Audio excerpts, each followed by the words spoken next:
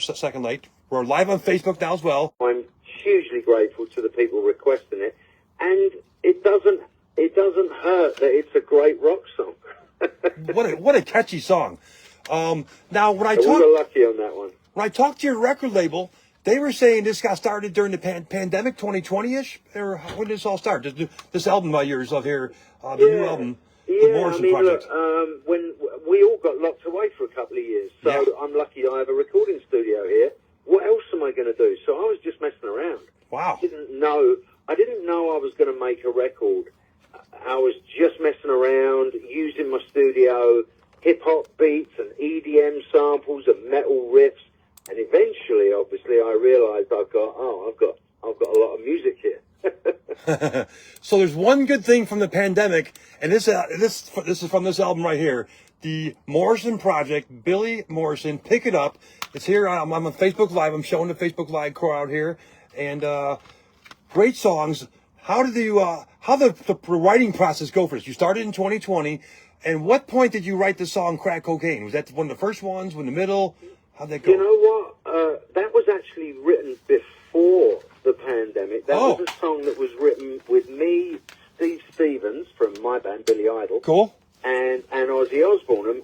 And we just sat there. It was three friends in a room. We didn't know it was going to get released.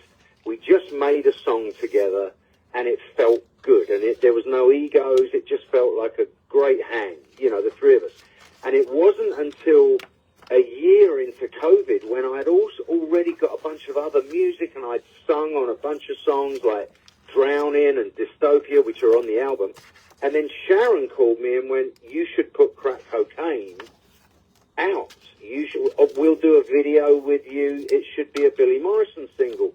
And at that point, I was like, "Oh, I better like put a whole album together now." Wow. So yeah, I mean, the writing process was really organic because I didn't sit down to make a record. If I had, you wouldn't have songs like Just Like a Movie, which is it's a hip hop song.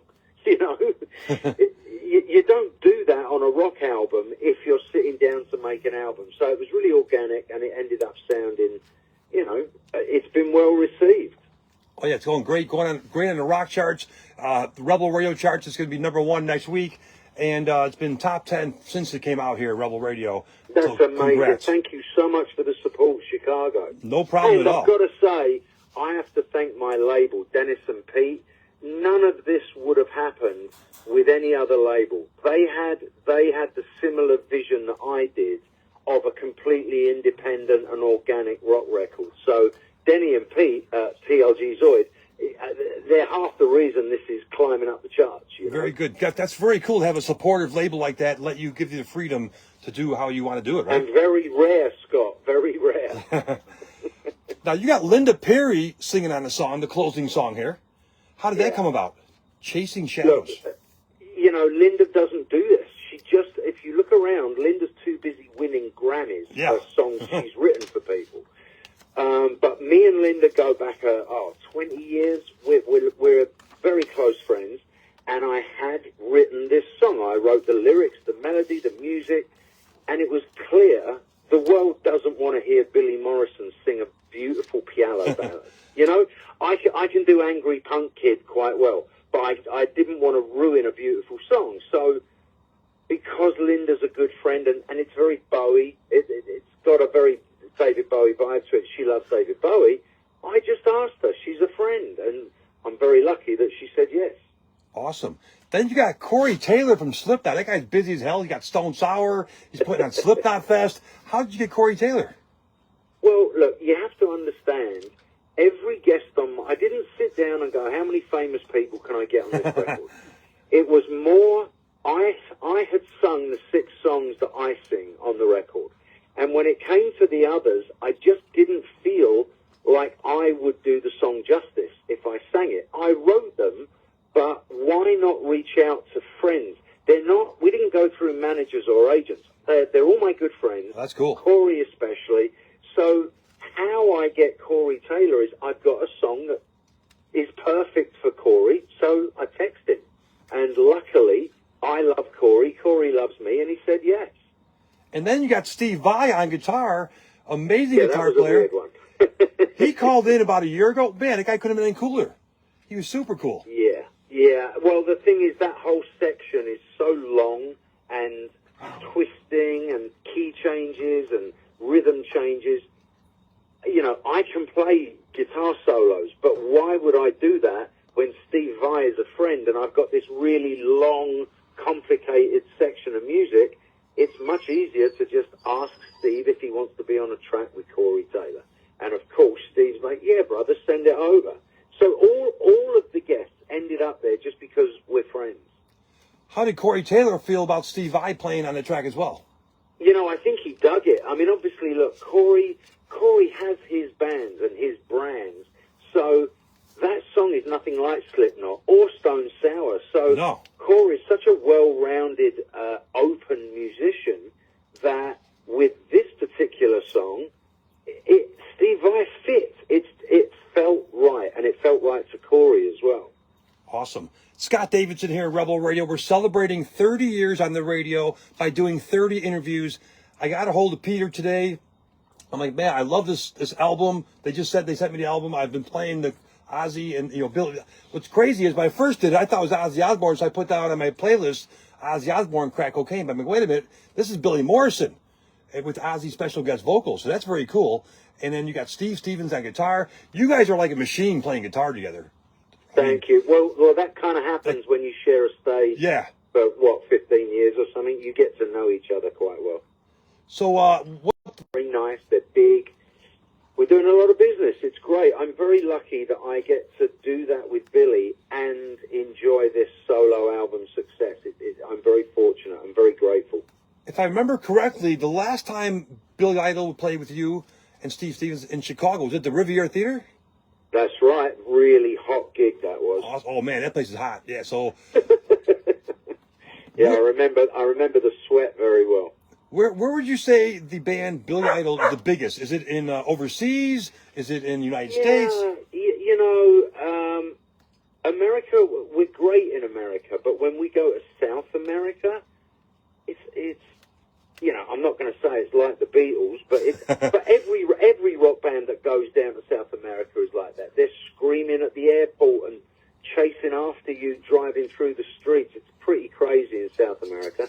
We do well in Australia. We do well in Germany, certain European markets. I guess we're good no matter where we go. That's the joy of being with Billy Idol. That's cool. What a legend, right?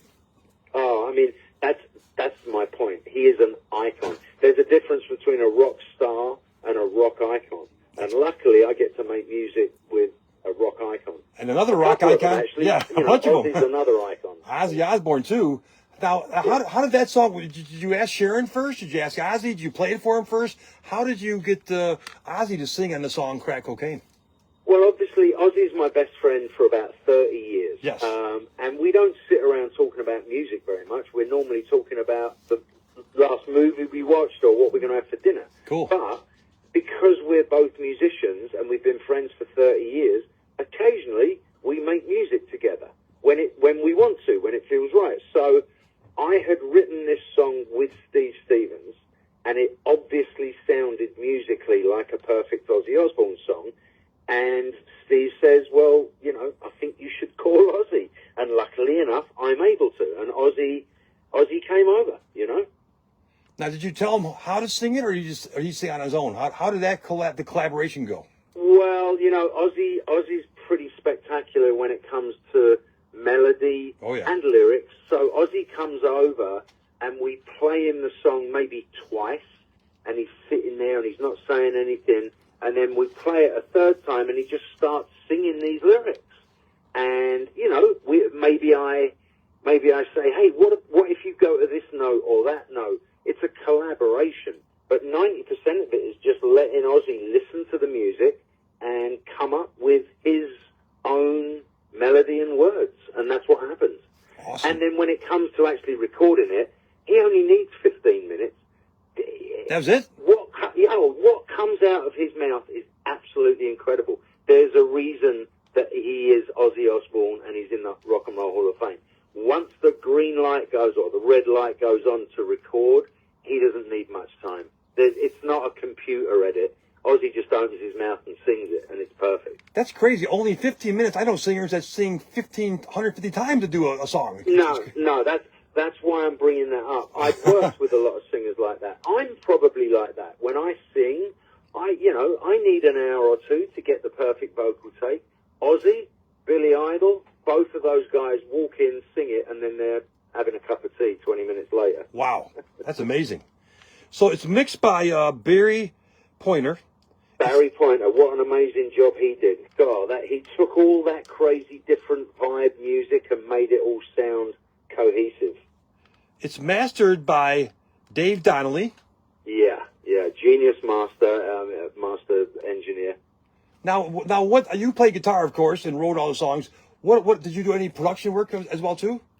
Well, yeah, I had to. I mean, the way the credits are, I produced the album. It. Okay. And what that basically means is every single song, I made all the decisions. I recorded most of it. I mean, a lot of the bass guitar, all the guitars, a lot of the programming, a lot of the vocals. That's me. So I produce it, and then I give those files to Barry, who then, his instruction is make it all cohesive. Put the same EQ on stuff like that.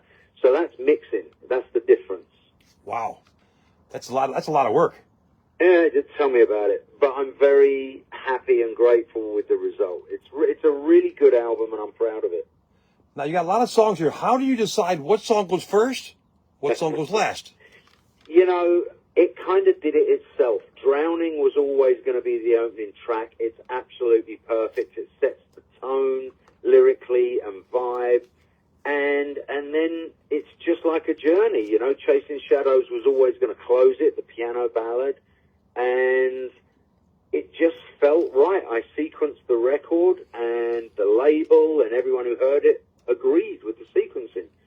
So